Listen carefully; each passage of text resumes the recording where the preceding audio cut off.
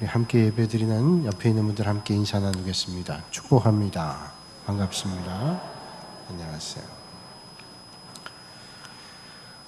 리더스 다이제스트에 실린 글을 하나 소개해 드리겠습니다. 시각 장애인 남편을 둔 아내가 있었습니다. 신문 기자였던 남편은 사고로 두 눈의 시력을 다 잃었지만 집에서 고정 칼럼을 써서 신문사에 보내는 일을 했습니다. 아내는 남편이 걸려 넘어지기라도 할까봐 집안의 모든 물건을 언제나 제자리에 놓아두었고, 남편은 시각장애인 특유의 직감으로 모든 것을 혼자서 해낼 수 있을 때까지 스스로를 단련했습니다. 그날도 남편은 늦도록 기사를 쓰고 있었습니다. 잠자리를 준비한 아내는 침대에 누워 남편이 일하는 모습을 사랑스러운 눈길로 바라보고 있었습니다. 그런데 침대 옆 서랍장이 남편의 얼굴을 반쯤 가리고 있었습니다. 아내는 서랍장을 옆으로 한 뼘 정도 밀어놓고 남편을 바라보았습니다.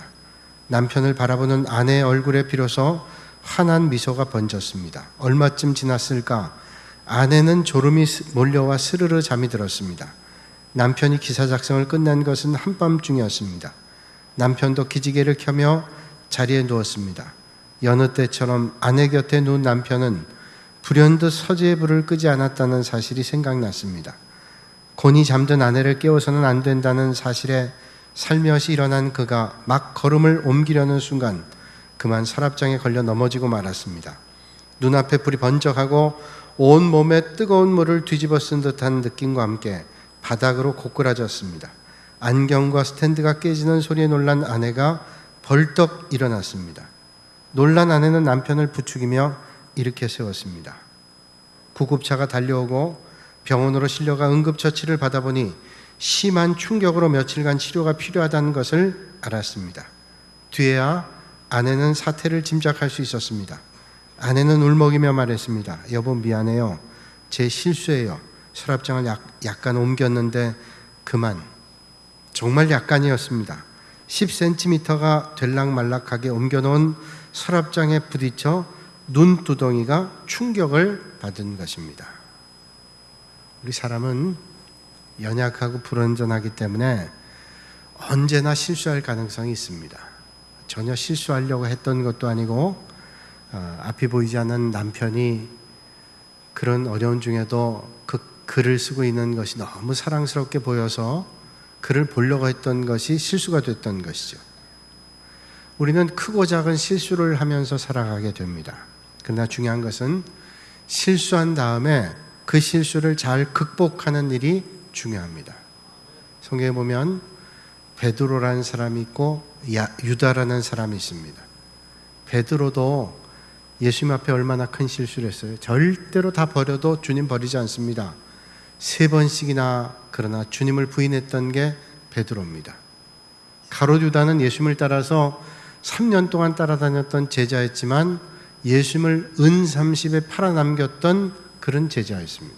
똑같은 제자, 똑같이 예수님을 부인했던 제자지만 베드로는 회개함으로 하나님 앞에 쓰임받게 됐지만 가롯 유다는 회개할 줄을 몰랐어요.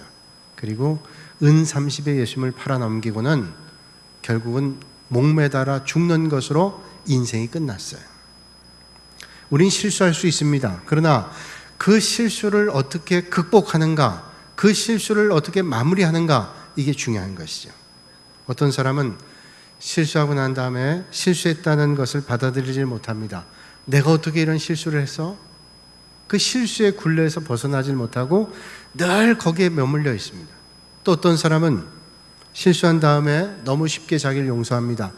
뭐 내가 다 그럴 수도 있지. 내가 뭐 잘못 알고 그런 건데 그거 가지고 뭘 그래? 라고 하면서 실수를 대수롭지 않게 생각합니다. 그런 사람은 그 실수를 계속 반복합니다. 그 실수로부터 벗어날 수가 없습니다. 반성이 없기 때문에.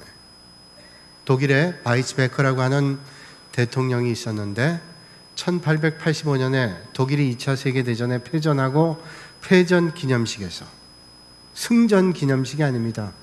패전 기념식에서 바이츠베커라고 하는 체코라고 하는 대통령이 이런 말을 했습니다. 과거에 대하여 눈을 감는 자는 현재에도 눈을 멀게 된다. 과거에 눈을 감는 자는 현재도 눈을 멀게 된다. 이런 말을 했어요. 여러분, 과거에 매이면 미래가 없다는 거 아시죠? 과거에만 매여 있으면 미래가 없어요. 그러나 과거를 잊어버리면 같은 일을 반복해요. 그러니까 과거를 잊지 않는 게 중요합니다. 그래서 다시는 그런 과거를 반복하지 않는 거예요. 제가 말씀드렸습니다. 실수 없는 인생은 아무도 없어요. 아마 여기 있는 분 가운데 실수를 한 번도 하지 않고 살아가는 인생이 있다면 그건 인생이 아닐 수 있어요. 그런데 문제는 실수하고 잘못을 뉘우쳐야 되는 거예요. 그렇지 않으면 절대로 회복이 안 됩니다. 그렇지 않으면 회복할 기회가 되어지질 않아요. 오늘 광복절을 우리가 기념하는 주일인데 일본을 우리가 미워하는 이유가 뭐예요? 일본이 태생적으로 우리랑 원수기 때문에 그러겠어요? 이웃이면 더 사이좋게 지내고 화목할 수 있는데 왜 원수가 되고 미워요? 회개할 줄 몰라요. 가만히 있던 우리를 그렇게 두들겨 때려놓고는 반성이 없습니다. 우리 민족을 그렇게 고통스럽게 고통으로 몰아넣고는 회개가 없습니다. 그리고 천연덕스럽게 과거에 얽매이지 말라고 하는 거예요. 그런데 과거의 고통을 받은 우리는 잊을 수가 없습니다. 아까 장로님 기도하셨지만 위안부 할머니들이 271명 가운데 거의 다 죽고 얼마 남지 않았잖아요. 아마 우리가 알고 있는 것마다 보다 더 많은 사람들이 고통당했을 거예요. 그런데 그 사람들에게, 고통 가운데 있는 우리에게 정말로 죽을 죄를 졌습니다 라고 얘기한다면 용서하지 못할 게 어디 있을까요? 어떤 사람은 실수한 뒤에 그 실수를 전화위복의 계기로 삼기도 해요. 그래서 회복이 됩니다. 제가 처음에 시작하면서 읽어드린 리더스 다이제스트의 후반절은 이렇습니다. 기적은 며칠 동안 병원 신세를 지고 퇴원하는 차 안에서 일어났습니다. 남편이 눈을 비비며 창밖으로 고개를 돌리는 순간이었습니다. 왜요? 눈이 이상해요? 다시 병원으로 갈까? 아니, 그게 아니고 보이는 것 같아요, 여보. 아내는 너무나 놀라 길가에 차를 세웠습니다. 남편은 아내 얼굴이 보인다고 했습니다. 보여. 당신이 보인다고. 아내의 눈가에 이슬이 맺혔습니다. 남편의 얼굴이 보고 싶어 서랍장을 살짝 밀어놓았는데 그 서랍장에 부딪히는 충격으로 남편의 시신경이 기적적으로 살아난 것입니다. 아내의 깊은 사랑이 믿기지 않게 보이지 않던 시력을 다시 찾는 기적을 낳게 한 것입니다. 오늘 본문 말씀이 우리에게 주시는 메시지가 바로 이런 말입니다. 이스라엘 백성들은 하나님의 말씀을 따라서 출애굽해서 가나안 땅을 향했는데 출애굽 1세대는 하나님의 말씀을 거역해서 다 죽었어요. 여호수아 갈렙 빼놓고는 광야에서 다 죽음을 맞이했습니다. 이제 광야에서 태어난 출애굽 2세대만이 가나안 땅을 향해 갈 수 있게 된 거예요. 모세는 가나안 땅에 향하고 있는 출애굽 2세대만은 절대로 너희들은 과거의 선배들의 모습을 답습하면 안 된다. 절대로 그 길을 가면 안 된다라고 얘기하는 거예요. 그 길을 가면 너희들은 멸망이고 죽음이라고 하는 것을 말씀하고 있습니다. 오늘 모세가 말씀하고 있는 말씀의 오늘 내용은 이스라엘 백성들이 가데스 바네아에서 주님을 배역했던 일들을 말씀하고 있습니다. 민수기 13장 보면 하나님께서 모세를 통해서 가나안 땅을 정탐하기 위해서 12명의 정탐꾼 보내는데 10명의 족장들이 와서 보고하기를 안 된다, 못한다, 죽는다, 우리는 저들에 비하면 메뚜기 같다라는 보고를 했습니다. 물론 여호수아 갈렙이 된다고 하나님께서 함께 하시면 우리는 거기에 들어갈 수 있다고 보고를 했지만 벌써 10대 2입니다. 안 된다는 사람이 10, 된다는 사람 2, 보이질 않아요. 백성들은 하나님을 원망하고 모세를 원망합니다.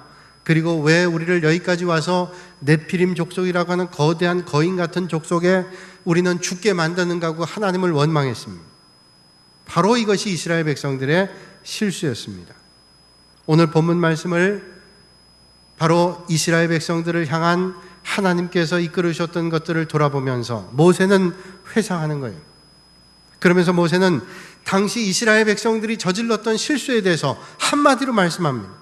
32절 말씀 보니까 이 일에 너희가 너희의 하나님 여호와를 믿지 아니하였도다. 자, 가데스 바네아 사건, 저들이 가나안 땅에 들어가지 못했던 가장 큰 실수가 뭐냐? 하나님을 믿지 않았다는 거예요. 불신입니다. 그렇다면 이스라엘 백성들이 왜 하나님을 믿지 못하게 됐을까요? 이스라엘 백성들은 처음부터 믿음이 없었던 사람들이었을까요? 저들은 선민이라고 했지만 믿음이라고 한 것은 찾아볼 수 없었던 사람이었을까요? 성경을 보면 그렇지 않아요. 이스라엘 백성들도 나름대로 믿음이 있었던 사람들입니다. 그런데 왜 믿음이 저렇게 형편없어지게 되고 하나님의 말씀에 불신하게 됐을까요? 성경은 세 가지를 우리에게 말씀해 주고 있어요. 첫째는 이스라엘 백성들이 가나안 땅에 정탐할 때 가나안 땅의 열매를 보면서 놀랐습니다. 야, 정말로 하나님 말씀하신 대로 포도송이 열매 하나를 봐도 얼마나 큰지, 이 아낙 자손, 네피림 자손들이 덩치가 큰 것처럼 이 가나안 땅에 있는 열매들도 유전자들이 큰 것인지 큰 것들이 열렸어요. 야, 정말로 대단하다라고 생각했어요. 그런데 그 가나안 땅에 들어가기 위해서는 성벽을 올라가야 되는데 너무 높은 성벽이 있었습니다. 저를 과연 넘어설 수 있을까 하는 두려움이 생겼습니다. 또 하나는 저들의 체격입니다. 네피림 자손들이 얼마나 체격이 컸는지 저들과 이스라엘 백성들을 보면 마치 거인과 메뚜기처럼 보였습니다. 그러니 도저히 아무리 큰 열매들, 아름다운 열매들이 맺혔다 할지라도 성벽을 올라갈 능력도 없고, 그리고 저들을 이길 수 있는, 싸움에서 이길 수 있는 실력을 자기들은 가지고 있지 않다는 거예요. 그래서 결론 내렸습니다. 민수기 13장 31절에 우리는 능히 올라가서 그 백성을 치지 못하리라. 그들은 우리보다 강하니라. 우린 못 간다는 거예요. 그들은 우리보다 강하다. 여러분, 이게 이스라엘 백성들의 가장 큰 실수입니다. 그들은 우리보다 강하다. 가나안 땅에 들어가서 이스라엘 백성들은 생각하기를 이 전쟁은 자기들이 해야 될 걸로 생각했습니다. 그런데 정말로 중요한 것은 자기들이 전쟁을 하는 것 같지만 사실은 이 전쟁을 시작하고 마치실 분은 하나님이라는 사실을 잊어버렸다는 거예요. 여러분, 이스라엘 백성들을 출애굽해서 가나안 땅에 이끌어 가신 분이 누구예요? 하나님입니다. 그 하나님께서 가나안 전쟁을 하실 것이고 마치실 것인 것을 잊어버렸어요. 왜? 높은 성벽을 보고 네피림 자손을 본 순간 하나님의 말씀을 잊어버렸기 때문입니다. 여러분, 가나안 사람들보다 훨씬 더 크신 하나님께서 자기들을 보호해 주시고 지켜주신다는 사실을 잊었다는 거예요. 여러분, 오늘 이 아침에 여러분 어떠세요? 오늘 우리가 어떤 난관을 만나고 어떤 어려움을 만나면 그것과 우리를 비교합니다. 이 난관, 문제 얼마나 큰지, 그걸 내가 해결할 수 있는지 문제와 나를 보는 거예요. 근데 그건 믿음의 방법이 아니에요. 여러분, 항상 믿음의 사람은 문제와 나를 보는 게 아니라 문제와 하나님을 보는 거예요. 이 문제를 이루어 주시고 해결해 주시고 역사해 주실 하나님을 보는 것이 믿음이라는 사실을 이 아침에 발견하실 수 있기를 주님의 이름으로 축복합니다. 만약에 그 문제와 나를 보게 되면요, 사람이 교만해질 수도 있고 형편없어질 수도 있습니다. 야, 문제 아무것도 아니야? 내가 실력이 얼마나 되는데? 그러면 그 문제와 나를 봅니다. 교만해지게 되는 거예요. 그러나 그 문제가 나보다 훨씬 큽니다. 그러면 형편없어져요. 나는 도무지 할 수 없다. 좌절하고 낙심하고 하나님을 향한 믿음은 완전히 사라져버려요. 딱따구리가 천둥과 번개 치는 날 큰 고목나무에 올라가서 벌레들을 쪼아먹기 시작했어요. 톡톡톡 나무를 찢는 순간 갑자기 커다란 나뭇가지가 뚝 부러지는 겁니다. 놀래서 딱따구리가 날아가면서 하는 말이, 이야, 내 힘이 세구나. 내 힘이 센 게 아니었어요. 번개가 쳤는데 나무를 친 겁니다. 착각한 거예요. 여러분, 우리가 하나님의 능력을 바라보지 않고 자기를 바라보는 사람은 조금 뭐가 되면 교만해집니다. 이거 봐라, 내가 먹고 살 만큼 벌어놨어. 하나님 없어도 살만해요. 내가 이만하면 됐어. 하나님 없어도 될 줄 알아요. 그게 얼마나 형편없는 삶을 살게 되는지 아세요? 여러분, 기억하세요.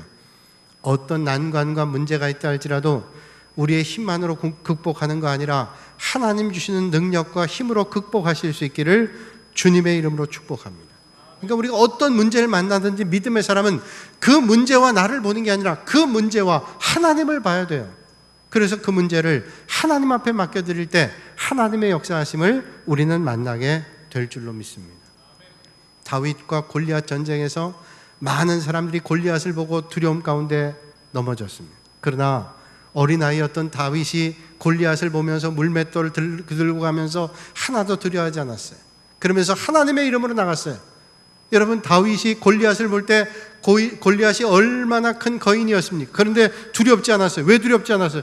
다윗은 골리앗과 자신을 본 게 아니라 골리앗과 그를 대항해 승리하실 하나님을 봤기 때문이에요. 여러분, 문제 안에서 하나님의 역사를 보실 수 있기를 주님의 이름으로 축원합니다. 이것이 믿음이에요. 많은 사람들이 문제를 보고 난관을 보고 자기를 봅니다. 이건 내가 해결할 수 없어. 이건 난 도저히 안 돼. 안 돼요, 자기를 볼 때는.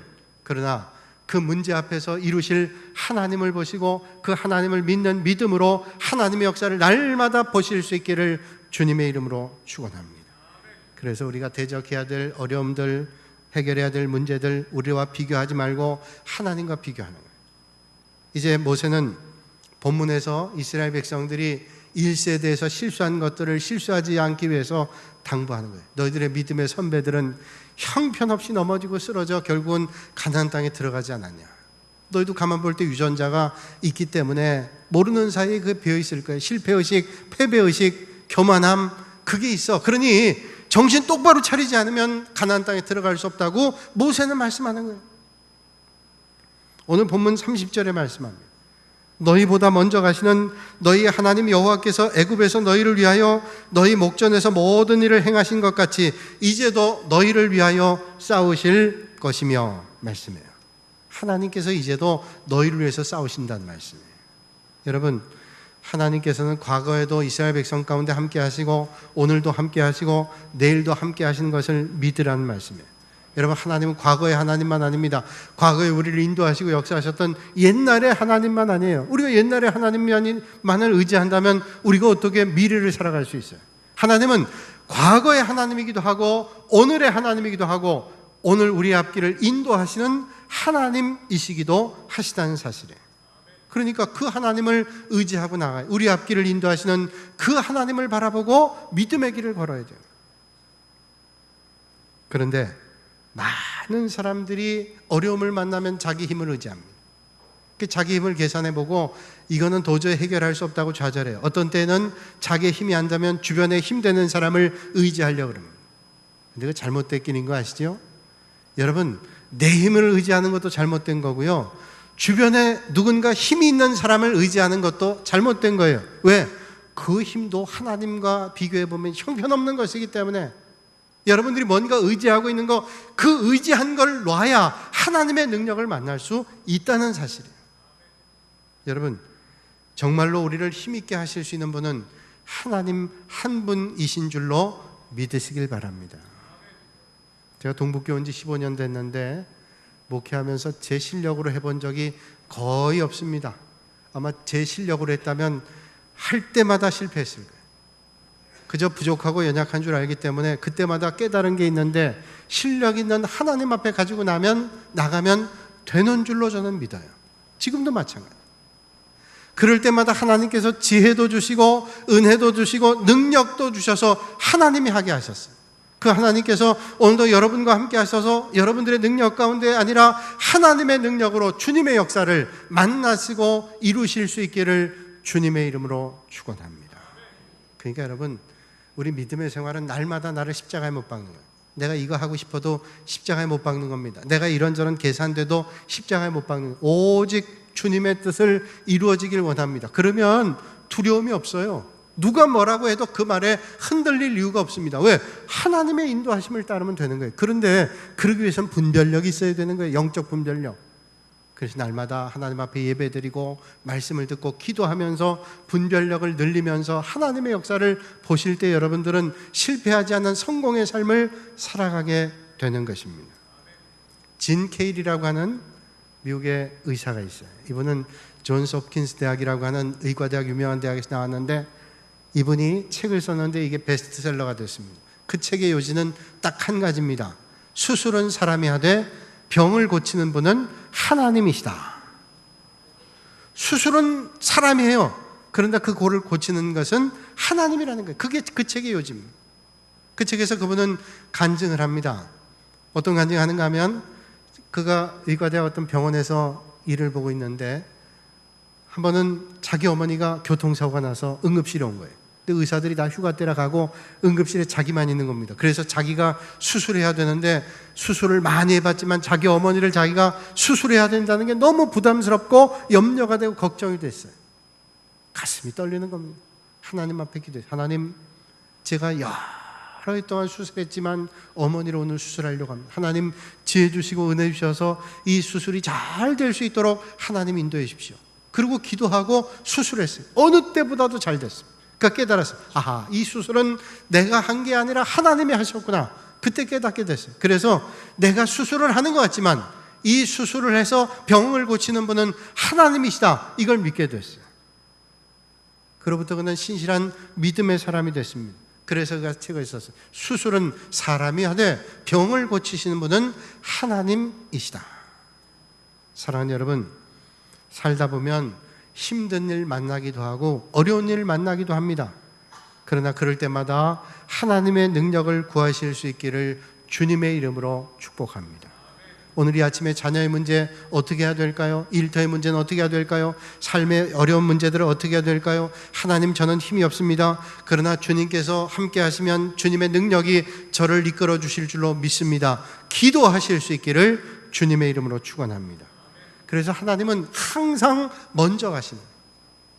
여러분, 오늘 말씀 보니까 하나님께서 얼마나 우리에게 귀한 분인지 이렇게 말씀해 주시잖아요. 33절에 그는 너희보다 먼저 그 길을 가시며 장막 칠 곳을 찾으시고 밤에는 불로 낮에는 구름으로 너희 갈 길을 지시하신 자이시니라. 여러분, 하나님이 우리보다 먼저 가신대요. 우리가 수련회 갈 때 먼저 선발대를 보냅니다. 가서 텐트를 치고 여러 가지 필요한 것들을 준비합니다. 그런데 전능하신 하나님께서, 모를 것이 없는 하나님께서, 모든 것을 해결하실 수 있는 분께서 먼저 가셔서 장막을 치시고 우리의 걸음을 인도하신다. 그러면 우리의 삶은 걱정할 게 없잖아요. 광야에서 이스라엘 백성들이 어디로 가야 될지 알았을까요? 광야에는 길이 없습니다. 어디로 가야 돼요? 나침반도 없습니다. 지도도 없습니다. 어디로 가야 될지 지형지물을 보고 판단할 수도 없어요. 사막길 보세요. 수시로 길이 바뀝니다. 바람이 불면 그 바람에 따라서 지형이 바뀌기도 합니다. 광야길에 무슨 건물이 있습니까? 볼 게 있습니까? 아무것도 의지할 수 없어요. 그런데 주님께서 먼저 가시는 거예요. 구름 기둥을 띄우시고 불 기둥을 띄우셔서 낮에 그 뜨거운 햇빛은 구름 기둥으로 막아주시고 갈 길을 인도해 주십니다. 밤에 캄캄하고 칠흑 같은 어둠 가운데 있지만 또 사막은 밤에는 추워요. 근데 하나님께서 불 기둥으로 우리를 체온을 보존하게 하시고 그 길을 밝히 인도하시는 분. 그러니까 하나님께서 먼저 가시게 하고 우리는 그 먼저 가시는 주님을 따르면 우리의 길이 열려지는 은혜를 만나게 되는 것입니다. 사랑하는 여러분, 오늘도 하나님께서 우리보다 먼저 가십니다. 그러며 말씀합니다. 내가 먼저 간다. 너희는 내 뒤를 따라오라 말씀하고 있어요. 근데 문제는 뭐냐면 우리가 주님 따라가는데 어떤 때는 주님 따라가는 게 힘들 때가 있어요. 난관이 있을 때 있어요. 그러나 그 힘든 길에도 주님께서 먼저 가심을 믿으시고 따라갈 때 그 길이 열려지고 하나님의 은혜를 만나게 된다는 거예요. 그러면 염려할 게 없습니다. 빌리 그레이엄 목사님 사역하시면서 다니는 여러 스텝들이 있는데 우리나라에도 1914년인가 그 빌리 그레이엄 목사님 오셔서 아주 큰 부흥 집회를 했습니다. 그때 제가 얼마 전 새벽 기도도 말씀드렸지만 킴 웍스라고 하는 한국계 미국인이에요. 이 사람 와서 찬양을 불렀습니다. 얼마나 은혜로운 찬양인지 몇 곡을 불렀어요. 근데 이분이 찬양을 하고 간증하는데 이분은 원래 6.25 전쟁 때 고아가 돼서 있다가 고아원에 있다가 미국으로 어떤 미군 중사의 도움을 받아서 미국에 갔어요. 그게 양녀가 된 겁니다. 거기서 잘 키워가지고 인디아나 주립대학 성악을 전공하고 그리고 오스트리아에 가서 성악을 공부해서 유명한 성악가가 됐어요. 하나님의 은혜를 기억해서 빌리 그레이엄 목사님 집회 때마다 따라다니면서 찬양하고 간증하는 그런 자매였습니다. 그분이 이런 간증을 합니다.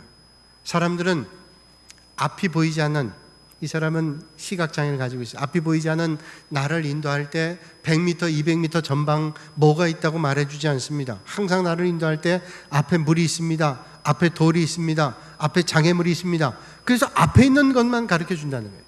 그러면 나는 그를 신뢰할 만한 사람이라면, 그는 신실한 사람이라면 그를 의지하고 가면 반드시 목적지에 다다르게 된다. 하나님께서 오늘 우리를 인도하는 것도 마찬가지입니다. 우리는 10년 후의 일도 알지 못합니다. 20년 후의 일도 알지 못합니다. 오늘 무엇을 해야 될까를 보시는 하나님께 믿음으로 순종하면, 그래서 오늘 살면 마침내 하나님이 인도하시는, 그리고 약속하시는, 계획하시는 일들을 우리는 만나게 됩니다. 그렇게 간증하고 있어요. 그렇습니다. 모세가 지난 40년 돌아보니까 이스라엘 백성들 광야에서 인도해 주셨습니다. 어디로 가야 될지 몰랐지만 하나님께서 구름 기둥을 띄워주시고 불 기둥을 띄워서 인도해 주셨습니다. 돌아보니까 하나님이 먼저 가시고 그 뒤를 따르면 되는구나. 이게 믿음의 고백이었고, 이제 오고는 출애굽 2세대를 향해서 말씀하시는 거예요. 그 주님을 바라보고 가시고. 여러분, 다윗도 자기 인생을 돌아볼 때 이런 고백했죠. 여호와는 나의 목자시니 내게 부족함이 없으려다. 그가 나를 푸른 초장에 누이시고 쉴만한 물가로 인도하시는도다. 인생을 돌아보니까 하나님께서 날마다 인도하셨다는 믿음의 고백. 그렇습니다. 모세와 또 다윗뿐 아니라 오늘도 있는 믿음의 성도들, 하나님께서 먼저 가시면 그 길을 따르시는 여러분의 삶의 자리에도 그런 하나님의 역사가 일어나게 될 줄로 믿으시길 바랍니다. 세계 2차 대전 가운데 영국의 기선이 대서양을 건너서 미국에 가야 됐습니다. 미국 뉴욕에 도착해야 되는데 전쟁통에 공해상에서 어떤 일을 당할지 모르잖아요. 그러나 반드시 가야 될 일이기 때문에 출항을 하면서 상부에 보고를 했습니다. 우리가 이제 미국을 가게 되는데 어떻게 해야 됩니까? 상부에서 지시하기를 항로를 따라 가는데 무슨 일이 있으면 상부에다 무전을 쳐라 라고 명령을 내렸습니다. 무조건 항로를 따라 앞으로 가. 문제가 생기면 무전해라. 그리고 가기로 한 거예요. 배는 미국을 향해서 항해하기 시작했고 며칠 후에 정말로 적의 함대를 만나게 됐습니다. 급하게 선장이 무전 쳤습니다. 지금 앞에 몇 마일 공해상에서 적의 함대에 있다. 그랬더니 상부에서 응답이 왔습니다. 두려워하지 말고, 절대 두려워하지 말고 계속 그 항로를 따라 가라. 명령이라. 너무 짧은 명령이라 과연 우리 상황을 알고 있는가를 의구심을 가졌지만 상부의 명령을 따라 계속 갔어요. 그리고 마침내 미국에 도착을 했습니다. 그리고 그 항구에 들어가는 순간 뒤에서 부 하면서 잠수함이 하나 떠오르는데 영국기를 달고 있는 영국의 잠수함 하나가 물 위로 떠올랐어요. 그러니까 이 영국 기선이 갈 때 혼자 간 게 아닙니다. 눈에 보이지 않지만 영국의 잠수함이 물속에서 호위하면서 따라왔어요. 사랑하는 여러분, 여러분이 환난과 어려움 가운데 있다 할지라도 하나님을 향한 믿음의 사람이고 믿음의 성도들이라면 하나님께서 여러분들의 걸음을 인도하시고 날마다 하나님의 인도하심 가운데 여러분의 걸음을 인도해 주시는 줄로 믿으시길 바랍니다. 이스라엘 백성들이 애굽을 떠나 가나안 땅에 향해 때 가장 처음 만났던 어려움이 뭐예요? 홍해바다입니다. 아픈 홍해바다요, 뒤에는 애굽의 병사들이 쫓아옵니다. 말하자면 진퇴양난입니다. 그런데 하나님께서 홍해바다를 가르셨어요. 이게 그 전에 있었던 일이에요. 홍해바다를 가르셨어요. 하나님께서 그 바다를 가르셔서 마른 땅과 같이 이스라엘 백성들이 건너게 하셨습니다. 여러분 삶의 자리에 홍해바다 있다 할지라도 여러분들의 걸음을 반드시 인도하시를 하나님을 의지하실 때 그 하나님의 인도하심이 여러분들을 이끌어 주시는 것을 믿으시길 바랍니다. 고아의 아버지라고 하는, 그리고 근대 고아원의 창시자라고 할 수 있는 조지 뮬러 목사님은 수천 명이 되는 고아를 먹이고 입혔습니다. 여러분, 몇 사람을 먹이고 입히는 것도 그게 쉬운 일이 아닌데 수천 명의 아이들을 먹이고 입혔습니다. 그의 집 거실에는 이런 글이 쓰여 있었다 그래요. 여호와 이레라는 글이 쓰여 있었답니다. 그런데 이 고아들 수천 명을 먹으면서도 단 한 번도 3일치 이상의 음식물을 가지고 있었던 적이 없었대요. 그러니 뭐 좀 예비한 것이 있다면 두려움이 덜할 테지만 그게 예비한 게 없다면 몇 끼를 걱정한다고, 또 몇 사람도 아니고 몇천 명이 되는 애들을 키운다 그럴 때 얼마나 두려움이 있겠어요. 어떤 때는 그 두려움이 있을 때마다 거실로 달려갔답니다. 그리고 글자를 봤대요. 여호와 이레. 그 글자를 몇 번이고 읽었답니다. 여호와 이레. 그래, 하나님께서 준비해 주실 거야. 하나님께서 준비해 주실 거야. 틀림없이 하나님께서 준비하시는 은혜의 손길을 만났대요.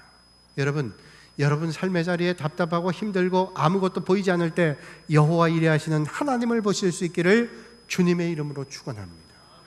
조지 뮬러가 쓴 책 가운데 5만 번 기도 응답받은 조지 뮬러, 그런 책이 있잖아요. 그 책에서 이런 말 합니다. 한 번은 그 아들 데리고 식사를 하는데 아침 끼니가 없는 겁니다. 식탁에 앉아서 기도를 했어요. 식사기도. 아니 먹을 게 없는데, 식탁에 하나도 먹을 게 없는데 아이들에게 기도를 시키는 거예요. 뭘 먹으라고 기도하나? 기도했어요. 하나님, 오늘도 일용할 양식 주시니 감사합니다. 예수님의 이름으로 기도합니다. 아멘. 그 순간에 뮬러의 집 문을 두드리기 시작합니다. 나가봤더니 인근의 빵집에 있는 빵집 공장 사장이 유효기간 다 된 빵을 트럭에 싣고 왔어요. 여러분, 여호와 이레 하나님께서 뮬러에게뿐 아니라 오늘도 이 아침에 하나님을 신뢰하고 믿음 가운데 있는 믿음의 성도들에게 역사해 주실 줄로 믿으시길 바랍니다. 오늘도 하나님은 우리 앞에 가셔서 먼저 우리가 필요한 것을 준비해 주시고 우리가 할 일은 오직 여호와 이레가 되시는 하나님을 바라보고 믿음의 길을 걷는 거예요.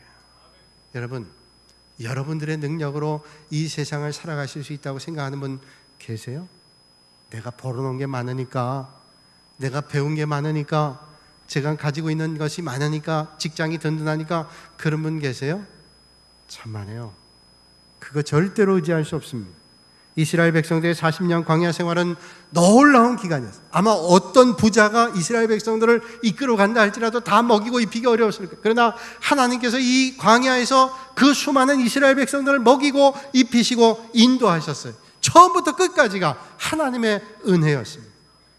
여러분, 하나님은 이스라엘 백성들을 광야에서 안아주셨습니다. 광야는 오늘 우리 인생 여정이기도 합니다. 하나님은 이 여정 가운데 우리를 안아주시고 하나님 나라에 들어갈 때까지 우리를 그냥 인도하시는 게 아니라 안아서 우리를 인도하시는 하나님이신 줄로 믿습니다.